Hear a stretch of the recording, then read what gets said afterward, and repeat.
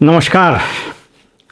राजस्व एवं भूमि सुधार विभाग के आदरणीय मंत्री जी के मुखारबिंद से ये अमृतवाणी पहले आप सुन लीजिए। जो भी निलंबित अधिकारी हैं उनको सिर्फ अटेंडेंस बना करके समय काटने नहीं देंगे और सभी लोगों को हम लोगों ने सर्वे में लगाने का काम किया है कि इस अमृतवाणी को आपने सुन लिया, आप खुश भी हो रहे होंगे, वाह क्या मंत्री, सस्पेंड कर देंगे लेकिन उससे काम कराएंगे। आइए इस विषय पर आपको संवैधानिक, वैधानिक और प्रशासनिक जो प्रावधान है उससे अवगत करा देते हैं। और जब इससे आप अवगत होइएगा तो आपको समझ में आएगा कि ये कैसे नकारा नकाबिल मंत्रियों से यह मंत्री परिषद भरा हुआ है। मुझको लगता है कि सर्वे का सत्यानाश की मैंने कम से कम 6 से 7 कड़ी बनाई थी और मैंने पहले एपिसोड में, मुझको लगता है संभवतः 2023 में, मैंने कहा था कि यह सर्वे कभी नहीं हो सकेगा क्योंकि administrative preparedness, lack of will power, lack of political will power और वेस्टेड इंटरेस्ट इसको कभी नहीं होने देगा। और वही हुआ।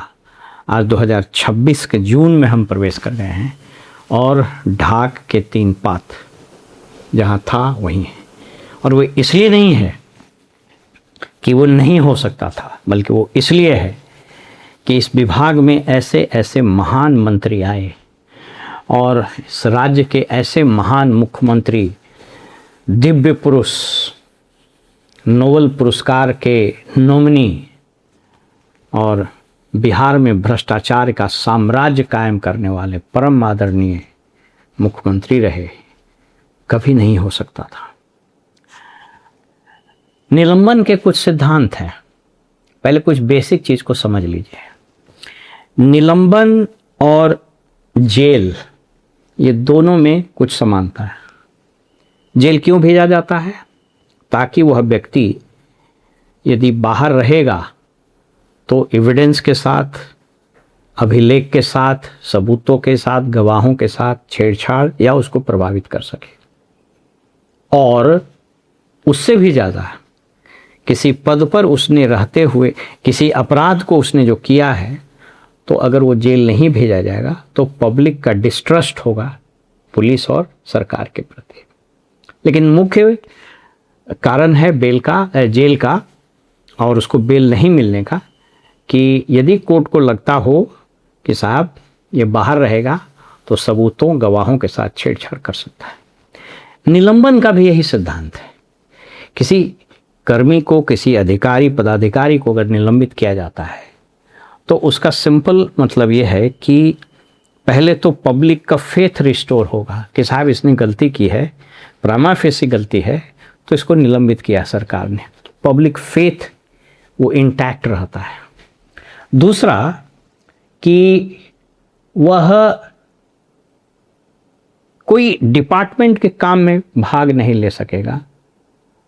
उस पर जो इन्वेस्टिगेशन है, उस पर जो प्रोसीडिंग्स चलेगी वो सही तरीके से होगी और उस पद पर हटाने के बाद उस मामले की सही से जांच या ऑडिटिंग या इंक्वायरी वगैरह हो सकेगी।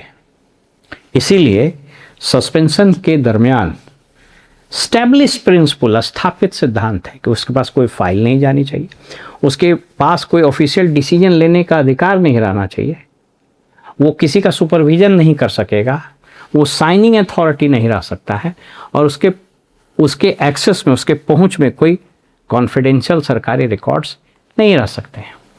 और इन समूह की चर्चा जो कंट्रोल क्लासिफिकेशन अपील रूल्स है, चाहे स्टेट गवर्नमेंट के चाहे सेंट्रल गवर्नमेंट, उस सब में दी गई है। इतना ही नहीं, 1-2 जजमेंट हम आपको बता देते हैं। State of Orissa versus Bimal Kumar Mohanty 1994 का आदेश है।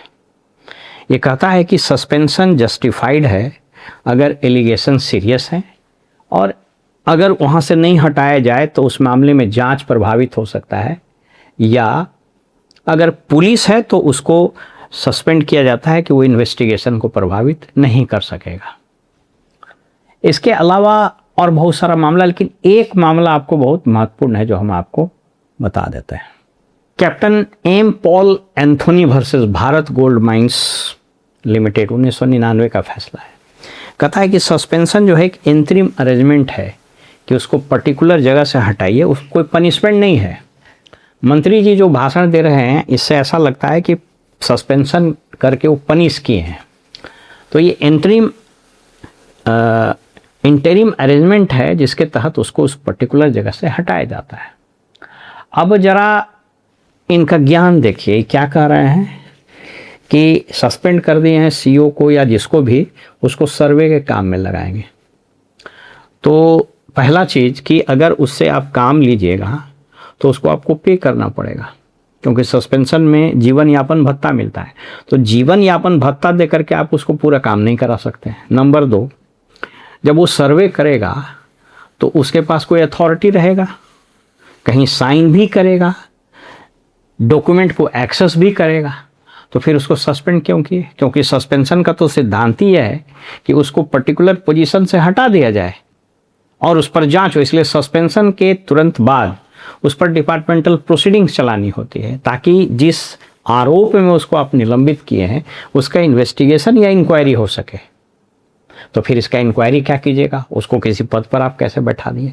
और जो सबसे बड़ी चीज़ है कि निलंबन सरकार के सिद्धांत का एक जो सबसे इम्पॉर्टेंट इंग्रेडिएंट है वो ये है कि सस्पेंशन के बाद या सस्पेंशन के कारण पब्लिक का अथॉरिटी में फेथ इंस्टिल हो। नहीं होता, पब्लिक बोलता हाँ निलंबित हो गया, मतलब वो पब्लिक का फेथ रिस्टोर होता है। इसलिए सस्पेंशन एक तो रेयर मामले में होनी चाहिए, ये as a matter of routine नहीं होना चाहिए। इन नासमझ नेताओं को कौन बताएगा। और ये मेडिकल कॉलेज वाले मंत्री जी, इनके कारनामे से पूरा बिहार वाकिफ़ है। प्रशांत किशोर ने कितने आरोप और कितने सबूत दिए, पर कोई बात इनका आया नहीं। अब इनका जरा बयान जब आप ध्यान से सुनिएगा तो लगेगा कि इन लोग कहाँ से पढ़ के आए। मुझको आश्चर्य इस बात का है कि इस विभाग में जो अधिकारीगण हैं, क्या उनको भी समझ में नहीं आती है? तब दो ही बात हो सकता है, या तो उनको समझ में नहीं आती, दूसरा अगर समझ में आती है तो बोलने का साहस नहीं, या फिर तीसरा सोचते हैं छोड़ो सब तो नमूने मंत्री है, तो जो मन में आवे सो करे। क्योंकि विजय सिंह ने अलगे भाषण दिया, ये आया तो अलगे भाषण दे रहा, इसके पहले संजय सरावगी थे वो अलगे, और ये सब एक ही काम में मशगूल है। जून का महीना है, बस हल्कावार पंचायतवार वसूली कीजिए और पोस्टिंग कीजिए, निलंबन कीजिए, निलंबन तोड़िए, निलंबन कीजिए, निलंबन तोड़िए।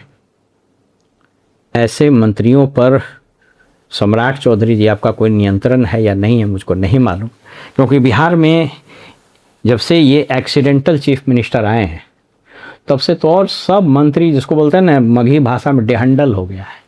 नीतीश कुमार के समय में भी मोटे तौर पर यही हाल था, लेकिन इतना बुरा हाल नहीं था।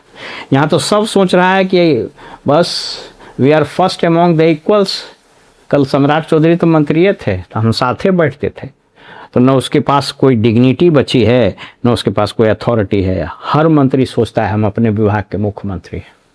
भगवान बचावे राजस्व एवं भूमि सुधार विभाग को, और भगवान बचावे इस विभाग में काम करने वाले कर्मचारियों और अधिकारियों को, कि इनकी दुर्गति का जो सिलसिला शुरू हुआ है वो कब जाके ख़त्म होगा ये मुझको नहीं मालूम है। इंतज़ार कीजिए।